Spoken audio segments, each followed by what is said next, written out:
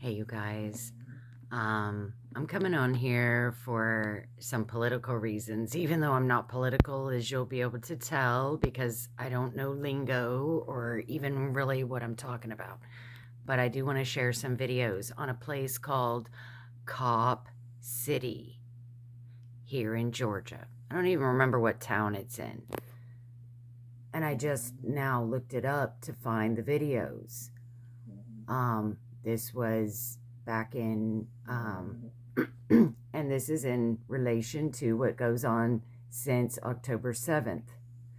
So, this Cop City, which you can look it up and see when the protesters began, when Cop City began to break ground to build it. You can find those dates out yourself if you're interested. All I'm saying is that the videos I'm going to share are from 2023, pre October 7th, but they may have been going on before 2023. Like I said, I don't know when it broke ground, but it started culminating because these protesters, you're not allowed to protest when you're going against the law, okay? So why were these Palestinian out-of-control protesters allowed to just have at it? It's a free country. We have freedom of speech. And this is another thing I don't understand. Yeah, the only freedom of speech that's ever been allowed since 2020 is the violent freedom of speech and the lies, because everybody had to go underground on Telegraph or whatever that, tell us something, because YouTube, they were getting the axe if they were a doctor or a lawyer or an undertaker, finding ribbons in the blood of the people that took the shot. They were all given the axe. And then if they wanted to stay on YouTube, they had to use code words or they would get stricken. So freedom of speech was no longer allowed, unless, so these protesters were against Cop City, which is stupid, okay? And guess what happened? I'll show you the clip. They all got arrested. 24 of them. See, that's the law. That's the law. But Palestinians were violent and racial slurs to the Jews and threats, verbal threats to the Jews. That's violence. Violent freedom of speech. And by the way, I just realized Jimmy Kimmel is back on. I thought he got fired. Anyway, I'm just saying, America is gonna, the whole world, it's not just America, they're gonna, Western worlds where they had laws in place against hate speech, assault and battery with hate speech, assault and battery literally, that's against the law. If it's on camera, especially, it's against the law. It's proven that they beat somebody or put their hands on somebody, okay? It happened to be Jews, but hey, who cares, right? All of a sudden, we didn't have any laws. But I'm going to share the clip where at Cop City here in Georgia somewhere, 24 people got arrested. Eventually, it kept going on for I don't know how many years before and after. One kid ended up getting shot, and guess what? They were all from out of town. Some were from other countries. You'll hear it in the news clip. So it just blows my mind, and it has blown my mind since day one of October 7th. Why, even on the news today, local news, they're so proud of themselves because they profiled this 19-year-old since he was 14. And oh, they prevented a terror attack where he was going to stab a bunch of, I don't think they were Jews. I would have remembered that. I don't even know if the kid is Muslim or, I'm sorry, I'm not political. All I'm saying is this kid, 19 years old, they have been profiling him because he's been verbally on his social medias. He's not right. He was going to do mass stabbings and he had a hammer also. You can look it up yourself on like Channel 5, Georgia local news here. I'm like an hour away from Atlanta, so I'm not really, I don't think I get Atlanta news, but I usually listen to Channel 2, but they're playing so much football, I can't get the news. But not that I watch it a lot anyway.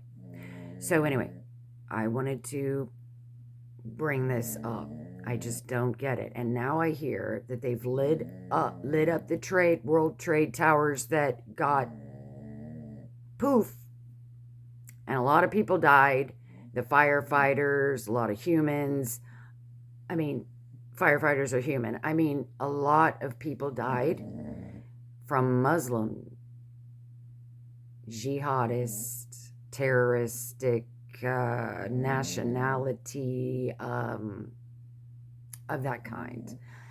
And of course, you give the dogs free speech, free hate speech for you, dogs, vermin, degenerate, nothings, evil, demonic people. You give them their rights, so yeah. And this is what, you're going to reap what you sow, right? Now those towers that were destroyed by those terrorists, now they're celebrating us. This is what happens when you sow the wind, people. When you throw the laws out, when it comes to your allies, the Jews, okay? When you throw all your laws out and they only apply to terrorists, you only give the terrorists a voice. You should have profiled these people, number one. Number one, you should have profiled them because of what they did to the Jews over there in Israel and Gaza when they came over.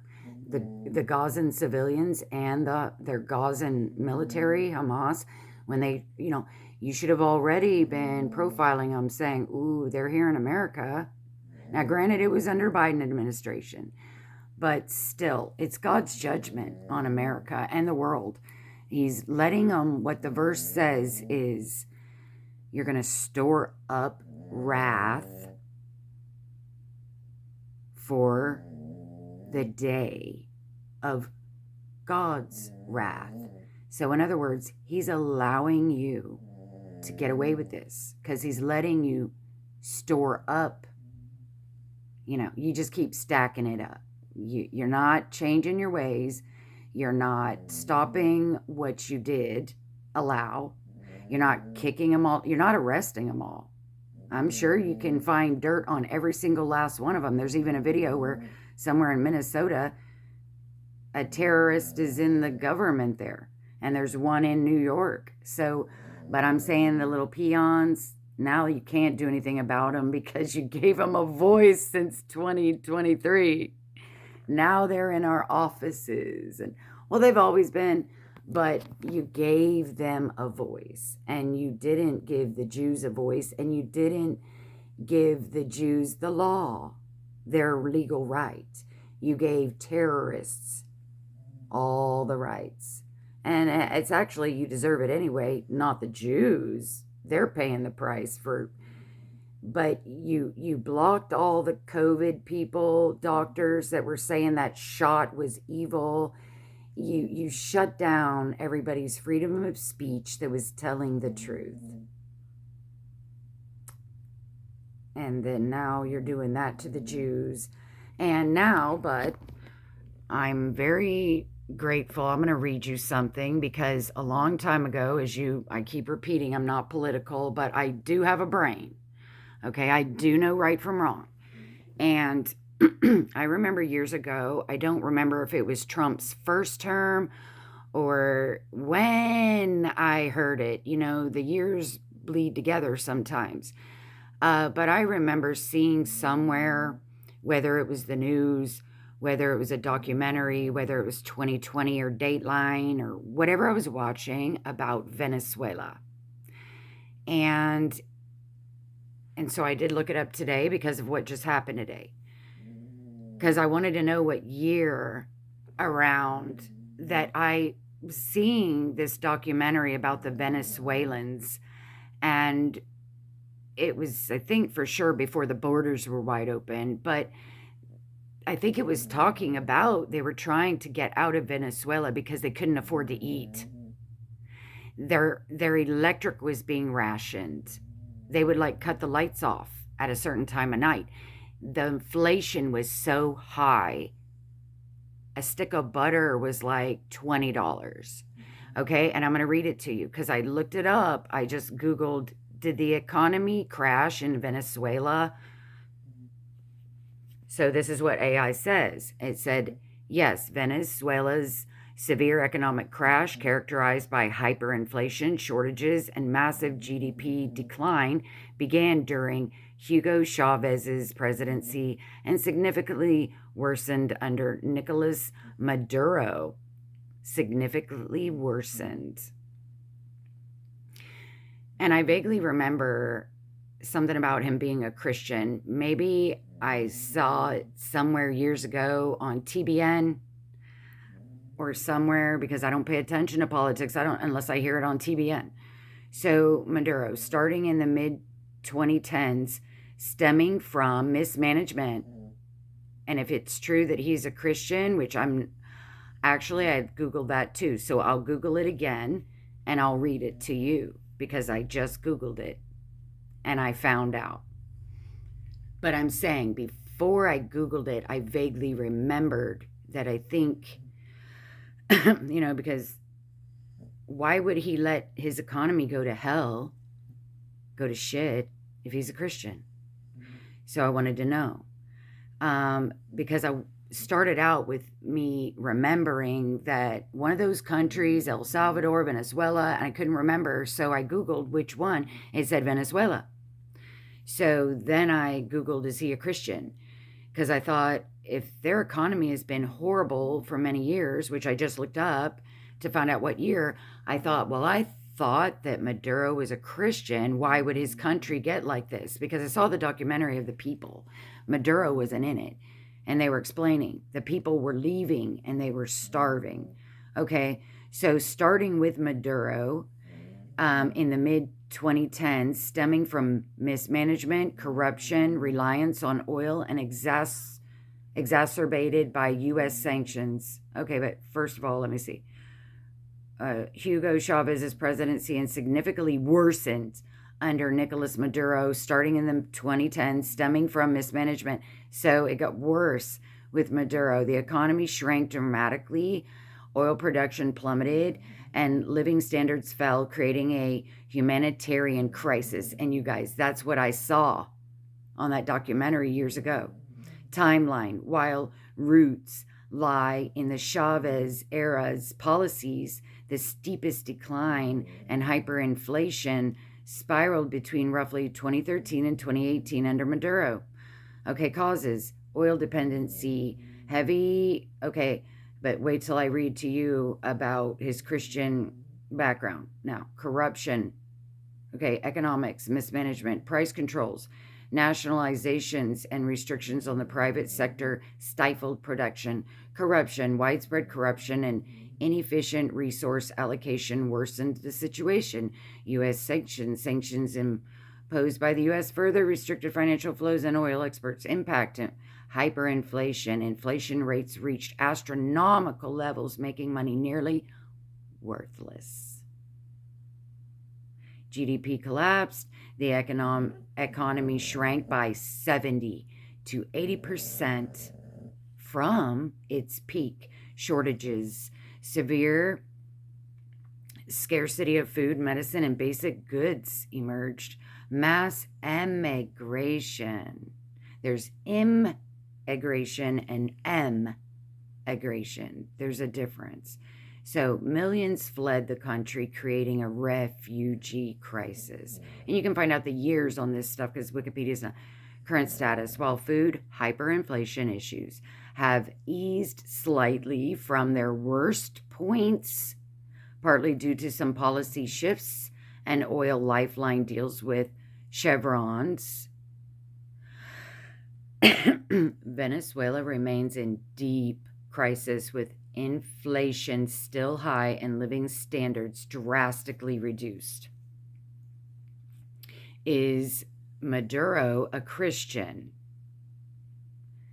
Now, this is on a different phone. Yes. So Maduro was raised Roman Catholic and considers himself Christian.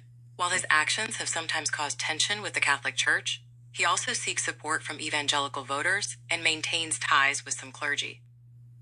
He reported, let me see where she left off. The other phone here, it says, because AI will give you different things, I think, on different phones sometimes. And plus that, okay, so it was saying how he does it for political gain because, you know, most Hispanics are Catholic. Yeah. And he was tied to some Hinduism guru, he was raised Catholic, complex. While he claims Christian faith, his government has clashed with critical Catholic leaders, sometimes leading to censorship among religious groups fearing reprisal, political maneuvering. Maduro seeks support from evangelical Christians, a significant voting bloc, despite his socialist. I don't even know much about socialism, but I heard it's bad. And he's a socialist and a Christian. I can't agree with that because I think socialism is kind of like a dictatorship, and there ain't no Christians that are dictators that I know of. Not supposed to be. So he participates in religious ceremonies with a Jesuit priest. That explains a lot. Even saying private masses for his family. Jesuits. Even the Catholics don't like them. They've tried to get rid of the Jesuits. They enlisted their help in the Middle Ages, and they're maniacal, okay? But they're supposedly Christian, right? Okay, in essence, you can, get it explained to you elsewhere if you want to. I don't know what I'm talking about, but what I do say is what I've heard off of teachings that I cannot rephrase. So if you want to know about them, I have that video in my More button. I have never changed anything in my description. It has been written the day I started, and it's never changed. I tried to edit it once, like last month, to add one more thing, and it wouldn't even let me. I couldn't even edit it to, I don't know what I was going to, I think I was going to like change a song because I had maxed out my letters. So I was going to like swap something like, well, I know I'm at the max, so I want this song instead of that song or something like that, but it wouldn't let me in there. So, and I don't want to change anything in my description. That's how it is. So I'm just saying there's a video in there by the Parable Channel, and it'll teach you if that's the video. It's long enough, it might be, but there is another video that talks about the Jesuits. So anyway, in essence, Maduro presents himself as a Christian and utilizes religious imagery and figures for political purposes, but his actions reveal a complex and often adversarial relationship with the institutional church in Venezuela, and that's the Catholic Church, okay? The other phone said some other stuff about him. So yeah, that's, I'm glad I'm glad he's done away with. I'm glad America in their democracy is good as it can get. For a country in shambles, and they're good people. They're good people. I think they're even run over by the mafia. I think the other phone said stuff like that. Like, so if your country has been run over by the mafia and you're a Christian and you've been in there since 2010 and you have not gotten rid of the mafia or gotten, there's something wrong with you. You're an effing liar, and I will curse a liar with the F word. So yeah, those people will finally be able to hopefully have affordable livelihoods and electricity again. And I'm not saying this is going to like redeem America for all the bad things they have done to the Jews by not profiling Palestinian protesters. You allow this since it's like you took the laws and you just threw them in the trash when it came to these freedom of hate speech. And you had already gotten a taste of censorship like that during 2020 when you censored all the doctors that said that shot was deadly. So they all had to go underground. And then before too long, even the far leftists wouldn't even watch the news anymore because y'all were, the devil always overplays his hand, see. And when you were doing evil, you overplayed your hand to where they don't even badmouth Trump anymore on the networks because they know that they overplayed their hand. And then they got Biden, and then that they didn't, that shut their mouth, but they never apologized. Oh boy, we were wrong about Trump. Boy, with this bozo in here, even we can't find anything good to say about him. You know what I mean? So now Trump is in, and they're not bashing him as much. Either they learned their lesson, or they realize that even the people who are on their side, the far left, they can't even stand the censorship. They even know that you're lying horribly over the top, and they can't even trust you anymore. There's absolutely no resistance. You won't tell even a speck of truth. All you do is bash, and nobody watches the news anymore because of that. So now these news people are trying to up their ratings. This is my opinion. This is just by deduction and maybe common sense and suspicion. But I haven't heard any of this. This is just what I think. So I'm just saying, if you sow the wind, you're going to reap consequences. There's no backstepping or backpedaling. So you open the door to the dogs, and you're going to get trampled now because you poked God in the eye. Israel is the apple of his eye. That means Israel is the pupil of his eye. And it was within your power to do it. It's a Bible verse. When it's within your power to do it and you do not do it, you're in trouble. You poked God in not just his eye, but the pupil of his eye. That's what causes sight. It's what causes blindness. You can't blind God, but you poked him in the eye, in the pupil of his eye, when you did not ally with the Jews and protect the Jews against this demonic nation of Palestine, Gaza, whatever it's called, okay? That was hate speech. That was assault and battery. If anyone had ever painted swastikas on a mosque, I guarantee you they would have found out who did it in a hot minute. And they would have been in jail. I haven't heard one news story about somebody doing something to a Jew and they're in jail now because you guys aren't doing anything about it. I told you in another video, you better buckle up because there's consequences coming. You can act like, oh, excited. We're going to try to stop it now. Oh, Maduro, Mamdani is in New York now, and in Minnesota, Dearborn, whatever park, they're overrun by Muslims. And what is this daycare scam thing they got going on? Oh, you knew about it all along. Don't start bitching about it now, because you knew and you let it go. You knew the college campuses were overrun. Jewish professors were getting beat down, okay? Poke, poke, poke. You kept poking God in the pupil of his eye.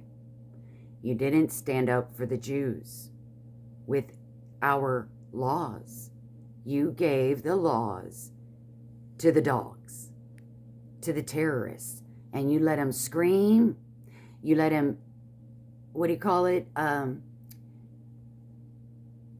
Infiltrate the minds, encourage hate. You let them go on. You did not nip it in the bud like you would anybody else at Cop City, okay? And that's just my state. This is statewide laws until it comes to Jews. And then the laws are thrown out the window. Their places of worship can get burned, and you'll never find them. Oh, suddenly your cops aren't that great. But your cops are real good when it comes to somebody wearing a Charlie Kirk t-shirt and she gets harassed. She's a white woman and a white leftist woman is berating her, and the white woman that's verbally assaulting her is recording it because she wants to upload it to all her leftist buddies, and she ends up getting in trouble. And she thinks that her freedom of hate speech is allowed because the Palestinians are allowed. So, and all this other bullshit has been allowed since Trump's first term. They were allowed to bash him and threaten his life and threaten violence on him, and then, you know, Biden, well, whatever. So they sent a cop to the old lady's house that was verbally assaulted because they saw the crazy woman, who happens to be a nurse, by the way, and they sent protection to her house. They're like, do you need protection? Do you want to press charges? She's not a Jew. She's a white old lady that got verbally assaulted for wearing a Charlie Kirk t-shirt at Target by a white young nurse woman. Very respectable, right? The nurse lady uploaded her video, thought she would get lots of pats on the back, and it went viral for the outrage from the Christians who love Charlie Kirk, and good on them. But why not the Jews have that same privilege? Okay? They've never done anything to anybody. They're good people. But I can think of a lot of bad things these Palestinian people and protesters have done, i.e. October 7th and before that. You should have known that. You don't protect the good guys, and you've allowed the bad guys a voice, and sorry.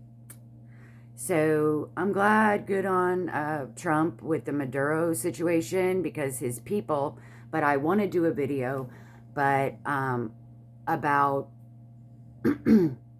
priorities.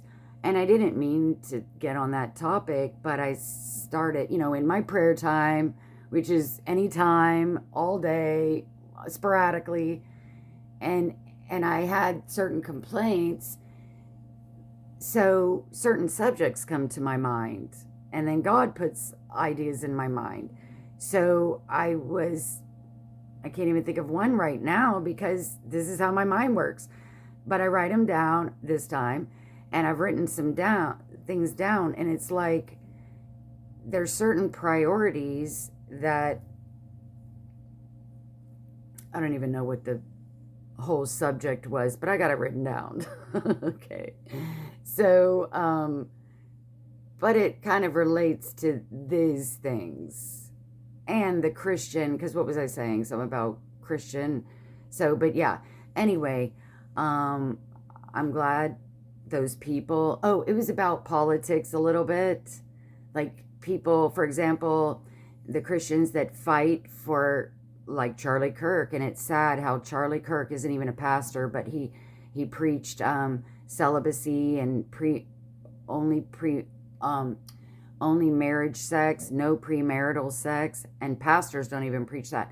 So it was something about, like when we support our government because we're Christians, and so anyway, it's a long story. I had like a long conversation with Jesus, and it's hard to explain anyway, but it's just like when you're fighting the evil, yeah, that's what we do.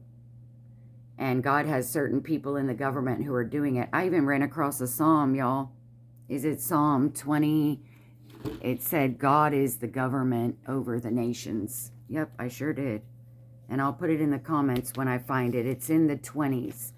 It's in 24 or 25 or 22. He says, I am the governor of the nations. I govern the nations. Just Google it. Here, I'll Google it right now. But we don't fight off evil so that we can have a future, because this future is not our home. Okay, see how it's coming out wrong? You seek first the kingdom of God, and all these things will be added unto you. You're not supposed to be fighting off evil so that your kids can have a future. You fight off evil because that's the right thing to do. And then as the residual, your children will have a good future. But you're not supposed to be, as a Christian, fighting for that reason. You're supposed to be watching for Jesus to return. And in the meantime, you fight off the evil. And you fight for justice, like the Isaiah 53 says. You loose the bonds of the oppressed and the afflicted, and you break the bonds. That's what the Christian Congress people, political people are doing. But they need to be doing it for the right reasons. Not because, we want a better future for our kids. The future your kids, the only better future your kids will ever have is in Jesus Christ, is in educating them in the Bible. That's the only future, good future they'll have.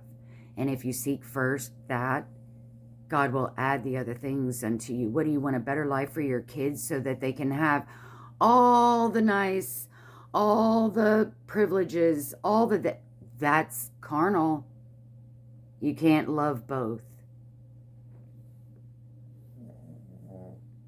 I govern the nations, Bible verse, Psalm, King James. Yeah, 22. The King James Bible verses about governing nations are Psalm chapter 22, verse 28, which says the Lord is the governor, and Psalm chapter 67, verse 4, which states God will judge people and govern the nations. These verses emphasize God's leadership and just rule. That's why we have governments and kingdoms in this world, because we're copying our God who invented all that. Okay, so if you're a Christian, political supporter person fighting off the evil, that is very good. And that is very biblical. But anyway, I was going to do a video on it because primarily, I was going to share a Jack Hibbs video. Oh my gosh, that is the sermon of the year, because I was even going to do another video on a trial I'm going through, and I'm sitting over here all day long praising God for this trial, because it's an opportunity for me to trust Him. And it's awesome. It's awesome. So yeah, we're supposed to be praying for others, the oppressed and the this and the that. And then, of course, we supplication by prayer and supplication with thanksgiving. Yes, we do that too. But we're too me-oriented. We need to be fighting the fight, running the race, in the war, fighting off evil, fighting for justice. And then these things are going to be added unto us. It shouldn't be so me. And then you have to obey by trusting God in your own personal trial, and you have to obey by being a disciple. Why is it all about the lost? Okay? There's plenty of saved believers who are lukewarm and backslidden. Why are you not discipling them? You need to learn the definition of disciple. And Ezekiel 3 and 33. What are you doing with the backslidden and lukewarm saved? Are you not Ezekiel 3 and 33? Are you not warning them to obey the Bible? Are you not being a disciple and warning them to obey the word? No, you just want to save more souls. To leave them to the wolves. I mean, it's okay to want to save souls all day long, 24/7, do it. But when that's the only thing you're singing out, it's not complete. You need to be singing out disciple. Now, I understand pastors and preachers are the ones that are discipling, but that's not only their job. It's your job as a parent. It's your job as a friend. It's your job as a coworker. It's your job. It's my job. So when you see a wayward Christian, you're supposed to disciple them. Disciple means by the Bible, by the word. The word says a disciple teaches them to obey the word. Now, of course, we're not going to be beating them over the head, but why don't you worry about the ones that are already saved as well? Double duty, okay? That's what discipling is. You tell them, you're not acting right. You said you're a Christian. Oh, but the world has told us how to be a Christian by saying, don't you tell me, don't you judge me, don't you judge me. And it's trained us to shut our mouths when we see a Christian not acting like a Christian. No. Don't be trained by the world, fellow servant. You say, yeah, it is my business. It is my business. You got the label Christian on you and you're out here partying like a freaking fool. No. So, yeah, you're out here saying you're a Christian and you're effing this living you're living with. Are you married? I mean, of course we're not going to talk like that. But you have a coworker and you find out that she's a Christian and she's sleeping with her live-in boyfriend. You need to disciple that. That is Ezekiel 3:33 opportunity right there. Yet you care so much about the lost, you can't even get along with the ones that have fallen away, and you can't even get along with the Christians who are already, walking in the way. Okay? So I think our priorities are all whack. And there's more to it than just that. So I thought, well, Lord, I'm not going to make that video unless you want me to.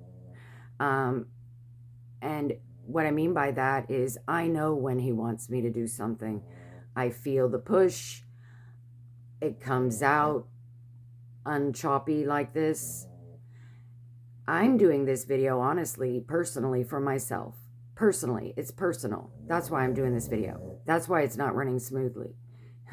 Because it's not anything but political. Okay?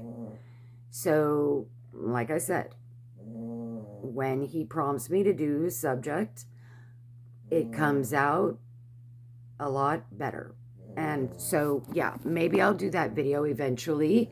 But those are just a couple of the points that, yeah, I'm not going to repeat myself because I can't remember sometimes 1 minute from the next. So you can just, I at least set it out. And I'll share that video. One video is 3 hours long of them arresting the 24 people that were doing things like starting fires and protesting. Well, we need to bring those laws back to the chosen people and stop poking God in the eye.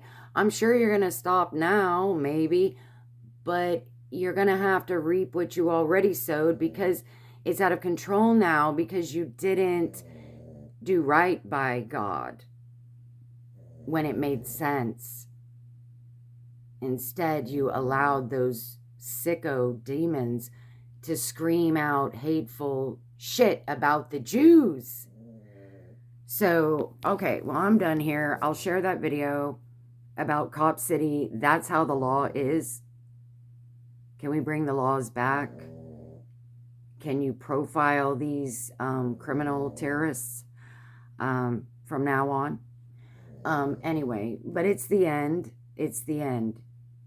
But I'm glad about the Venezuelan people because we occupy until he comes, and the Venezuelan people need help. They need to eat, and they need to, that used to be, if you look up their history, that was a wonderful, beautiful country, but some greedy dogs took over. Okay, bye you guys. God bless you, and maybe I'll see you sooner than later. I am kind of taking notes. I've taken notes, but I need to organize my thoughts with it. Because when I talk to Jesus, I can be stuck in one thing and then I bunny trail on something else. And then I get back to that other thing like a day later or whatever later. So my notes are kind of bunny trail too. I mean, oh gosh. And when I read this Bible, I can read 2 verses and I'm stuck because it'll blow my mind. Something will blow my mind. And then it will cause me to go into another book and another book and another, and then all from one verse. I told God the other day, I'm like, God, I hate reading the Bible. I didn't say it. I'm like, I'm like, God, every time I open this Bible, Lord, I can't get past a couple pages. Because I'm like, then I'm bunny trailing in the Bible. It reminded me of this. Then it reminded me of that. And I'm like, wow. But he hasn't pointed anything specific out lately. But I love that verse. And it gave you another one in 69, was it? But I love 22:28. That, yeah, God is the one that sets up kings and brings kings down. God is the one also that sways their hearts. So we really can't complain. I know I am, but I'm more speaking to the non-leaders. I'm speaking to the political Christians that, because see, the president is for the people. He's not a dictator, last I checked. The president is for the people. The presidents have to listen to the people. And you political Christian people, you occupy until Jesus comes by swaying the king's heart. And also God will also sway his heart if God wants to judge this country. He will sway hearts to where they make bad mistakes so that the country can get judgment. All right, so yeah, I'm just mad about the Jews not getting what they deserve. Whether, I know that's probably God's doing. I've been saying it all along, but I've also had to get myself reined in and say, God, I can't really be mad at it. Because and also another thing I was going to bring up is this Constantinople guy that had this vision of Christ. I could share a video. See, I wanted to share so many videos with so many topics, so I shouldn't even get onto this topic. But the point is that Hitler kind of brainwashed. It's a certain brainwashing technique that some guy explained like in the 70s. It's a video, it's an old video, like from the 70s or 80s. And it's a technique where you can get people to do things that they wouldn't normally do. And that's what Hitler did, because even the Christians were killing the Jews and turning them in. Okay, same thing happened in the Crusades. They were killing Jews because they were convincing the Christians that the Jews were bad. They did it in Constantine, where he went to war. And sure, Constantine took back over the mosque and the temple and gave it back to the Jews, but they did some bad stuff to the Jews. I'm just saying, be careful if you're part of the mentality that might be getting sucked in as a Christian by not standing up for the laws that cover the Jews too, and you just turn a blind eye, okay? Because it's going around again.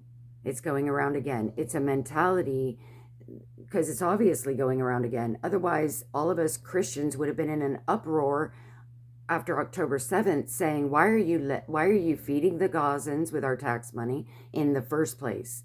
Never mind about the tax money. You know, if we weren't brainwashed already, maybe from 2020 when they had to censor us and we got used to keeping our mouths shut. I don't know what the hell happened, but everybody kept their mouths shut and they just let the Gazans take over and they got all the free speech and the Jews didn't, and they weren't protected. So I'm just trying to warn you, it's a mentality like was in Hitler. It was a mentality. Hitler trained the Christians to think it was okay. Constantine trained the Christians, and that's not the right word, but you know, it's some kind of spell. It's some kind of wickedness, and we should have been fighting very, very. I'm not that in the political world, so that's not my thing. But the political Christians should have been fighting against all that bullshit, but they didn't because they are mesmerized or something. They were blind somehow, some way. I don't know. Maybe it was God, because God wants to let you store wrath upon wrath. I forget how it goes. It's kind of like you're accumulating the wrath. Wrath upon wrath until the day of God's wrath. Bible verse. I used to know it so well, but while the exact phrase isn't in the Bible, Romans chapter 2 verse 5 describes storing up wrath for the day of wrath.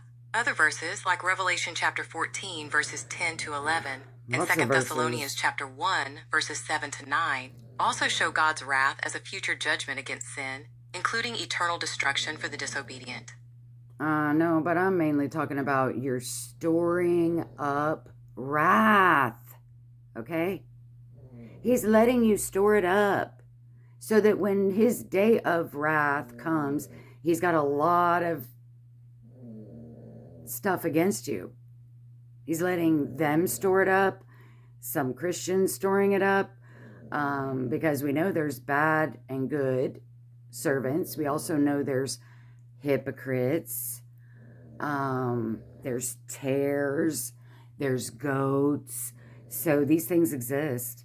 But I'm just saying, I don't understand why the political Christians fighting off evil never recognized this. They got hit in the very beginning with, we're going to feed Palestinians. Bam.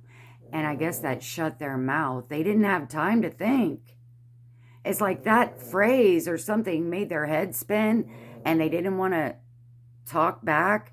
They didn't want to push back. How fucked up is that? Feeding them. That is not in the Bible. Not one war in the Bible did they feed their enemy while they were in war, especially after what they did to the Jews. And then you guys keep twisting the knife by not protecting them in these states, countries that have laws against this shit. Okay, I'm not going to get off on it again. Okay, well, God bless you guys, and maybe I'll see you, but hopefully we can, just that little bit of my example of what I'm saying, we can get our priorities. Set your mind on kingdom first, and all these things will be added unto you. You need to be fighting for your children's future so that they can have freedom to learn the word of God, not so that they can buy a house and go to the movies and eat expensive dinners and buy expensive clothes and have a jolly old good time at the bars. Right? Right? No, you want to fight off evil so that you can train them up in the way they should go. And all those other things will be added unto you. You don't have to fight for your children's future. God will fight for their future. He told you not to. He said, fight. God will fight for their future. You just have to fight the good fight of faith. And he never said, fight for this kingdom. I heard somebody say it is what got me off on a tangent with Jesus, because they said it very well, and I don't remember how they said it, but it's like, you know, now I can't, it's like, there's no way I can even try to begin to paraphrase it, but you're going way too in deep to fighting politically as a Christian, fighting for good, fighting off evil politically. You're going too seriously into it politically. You're supposed to be doing it for the love of God. You're supposed to be doing it for the right reasons. And this guy was explaining it very well. It's like you're not even doing it in Christ anymore. You're just doing it for the sake of righteousness' sake or goodness' sake. You got to do it for God's sake, for Christ's sake, for the obedience sake of it. It's like he was explaining that you're taking it too far. You're getting off track. The whole thing is about God and his kingdom, his future, not your future so that you don't have to watch for Jesus' return. Nowhere in the Bible does it say, work for your future. No, he says, seek me first, seek the kingdom first, watch for my return. And in the meantime, my mouth is dry because I'm angry. In the meantime, you're going to occupy until he comes, which means you're going to fight in a war, which is fighting off the bad guys, not feed the bad guys. But see, we probably have mixture. We're fighting in a war, but we're also feeding the enemy, aren't we? This is what they did. They fed the enemy in wartime. How many Christians are feeding the enemy in wartime? It has to stop. Okay? All right, bye.